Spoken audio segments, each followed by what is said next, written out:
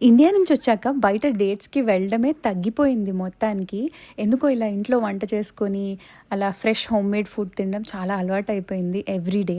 So, ఎలాగో Valentine's day కాబట్టి to keep the tradition alive డేట్‌కైతే వెళ్ళిపోదామని ఫిక్స్ అయిపోయాము. ఇదొక సాటిన్ డ్రెస్ ఎక్స్‌ప్రెస్ నుండి తీసుకున్నాను. ట్యాగ్స్ కూడా చూపిచ్చా గదా! ఎప్పుడో తీసుకున్నా. చాలా మంత్సో మేబీ 1 ఇయర్ పైనే అయ్యుంటది తీసుకొని. ఫైనలీ ఇవాళ కుదిరింది ఈ డ్రెస్ వేసుకోవడానికి. నార్మల్‌గా రెడ్స్, పింక్సే తీస్తాను నేను వాలెంటైన్స్ డే అనగానే. బట్ ఎందుకో దీనికి ఛాన్స్ ఇచ్చాను ఇవాళ. నాకు దీని క్వాలిటీ చాలా నచ్చింది.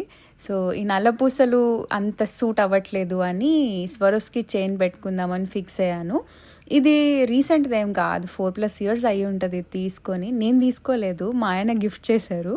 సో, బావుంది గదా! ఈ డ్రెస్ మీదకి. నాకైతే చాలా నచ్చింది. ఇంకా ఈ ఇయర్ రింగ్స్ నా టీము హాల్‌లో చూపిచ్చాను.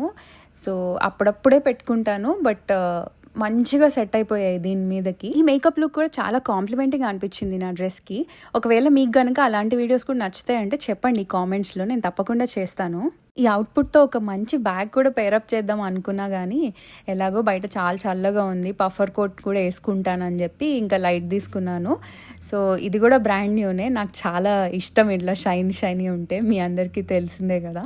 సో, ఇదే నా ఫైనల్ అవుట్‌పుట్. మీకెలా నచ్చిందో తప్పకుండా కామెంట్స్‌లో చెప్పండి.